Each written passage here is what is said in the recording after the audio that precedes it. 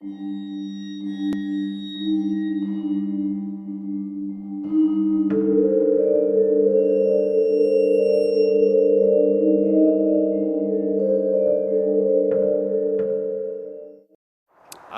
interested in the paranormal. Basically, I got fed up of seeing people on telly doing these TV shows. I'm not going to name names. And I thought, switch the TV off and go out and do it for yourself. That's what this is about. Do you believe in ghosts, and why? No.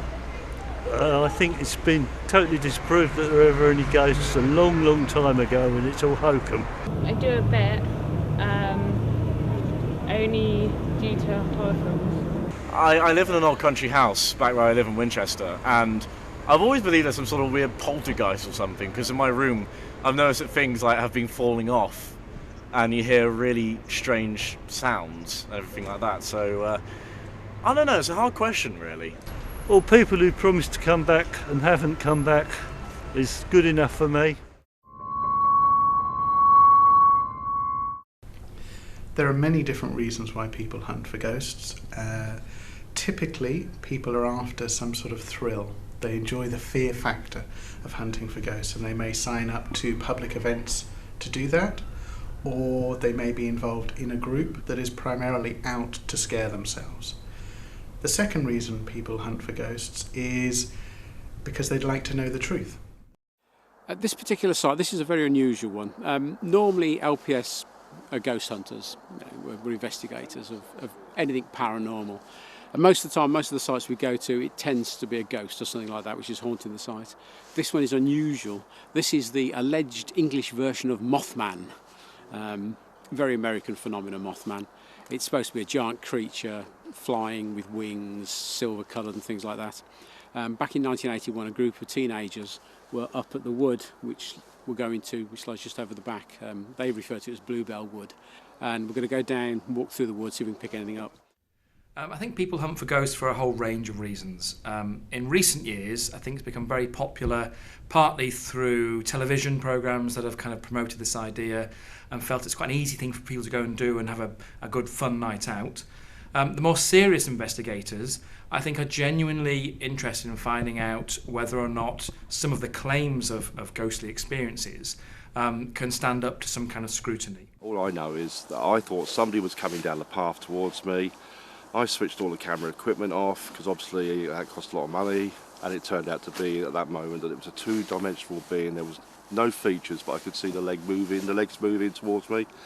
Then it went off to the left, and when I went to check where it had gone through from the path, there was a big fence there. I can't say I've actually seen a proper ghost, but I've definitely seen dark figures and heard voices, and I can't find any logical explanation for them.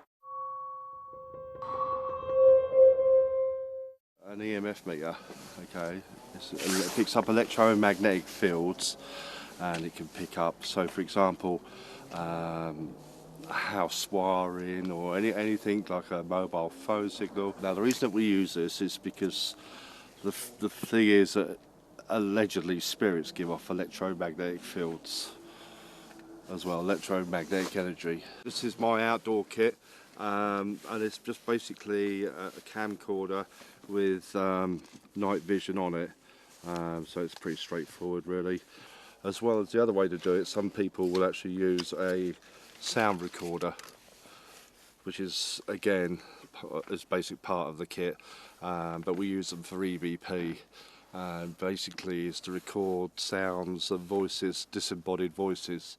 If you wanted to go into a ghost investigation and come out guaranteed that you've got ghostly evidence, then I would say use EVP. So just set up a recorder and leave it recording and then play it back and analyse it. You're guaranteed to get something. I'm not saying it's paranormal, but you're guaranteed to get evidence.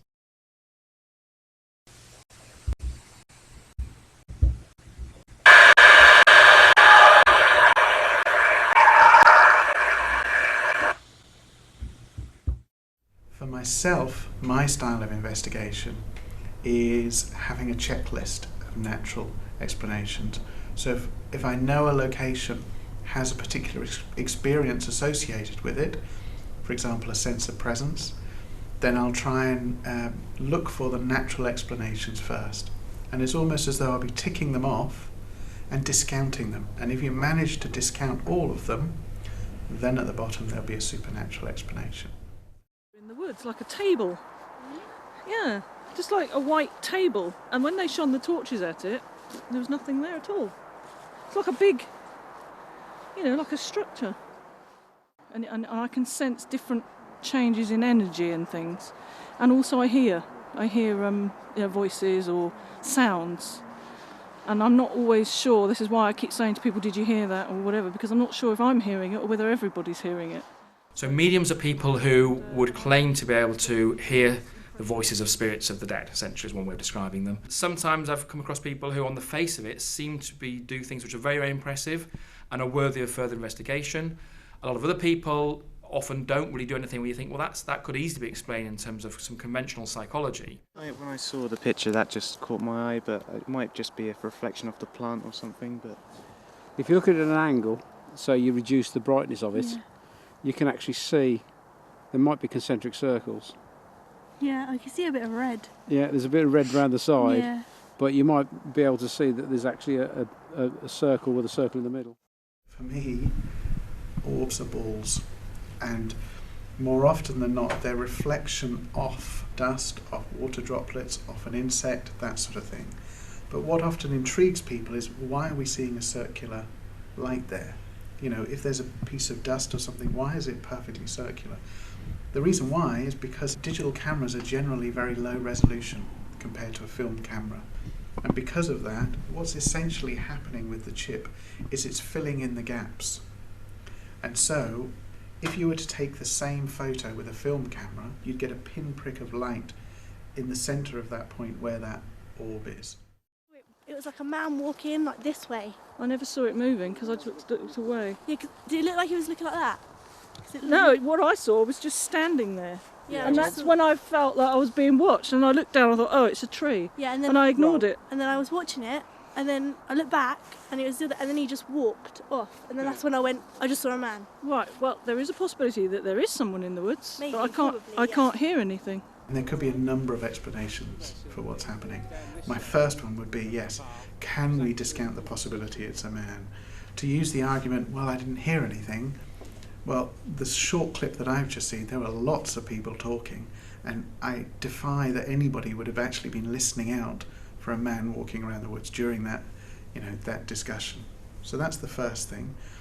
The second thing is, they were describing how they were looking off at the trees. It's very, very easy to misinterpret a shadow of a tree and think that you're looking at a man. I would love to see the original footage of the investigator. If they're stay in exactly the same position, they're looking directly at this man, and then it appears to move off.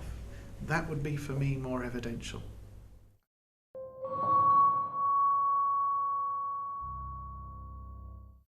Part of me would love some of these things to be for real, because it then would tell us a huge amount about us ourselves, the nature of reality, the nature of the universe, what happens after we die.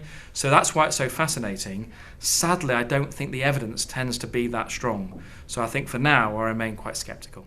So paranormal investigation is about socialising as well as investigating the paranormal, if you like, the quiet life. I'd love the idea that there are ghosts. I'd love the idea that, it could find evidence that would blow people away. And so I think that's where my belief is remaining an objective, rational, sceptical scientist, but, in the back of my mind, there's the little excitable boy that watched Ghostbusters all those years ago that would love to capture the evidence.